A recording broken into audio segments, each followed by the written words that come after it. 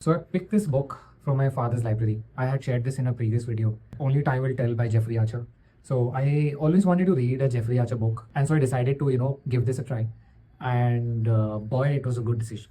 First of all, the book is like it's got a very wholesome vibe to it. One very interesting thing about this story was that the writer captures the entire life of a protagonist, and not just the protagonist, everyone around him. I mean, this book, it took me back to my school days, to be honest, because Jeffrey Archer talks about the character, how they were born in a particular city in the United Kingdom, and what kind of an upbringing he had, the boarding school that he went to, and all the small things that makes you nostalgic about your school days.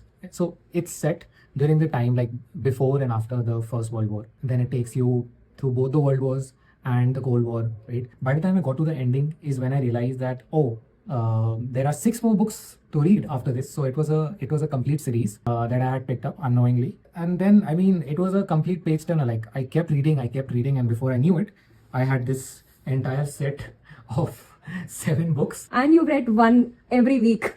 Yeah, every week. Yes, with my job and all, I don't get a lot of time to read, but still I managed to finish one book every week. And as you go on reading, the writer builds more and more of what the life of the protagonist is like, his family, his friends, and it's got a very heartwarming sort of feel to it. It's like there will be ups and downs in the writer's life, but then there are amazing twists. Reading the first book, you would never realize, you would not imagine where all the writer is going to take you to. Anyone who wants to read something fun, something lighthearted, something heartwarming, then this is definitely a series that you should try.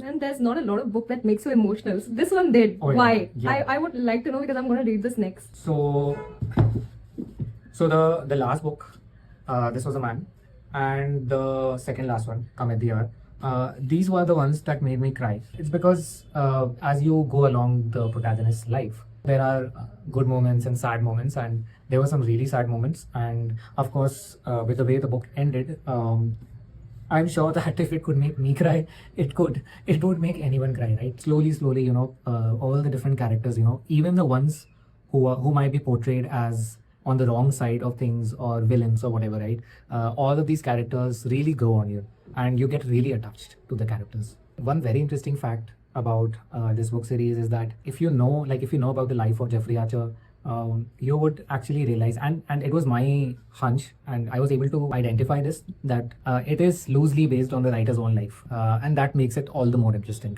And that is one of the reasons why a lot of readers have loved this book series.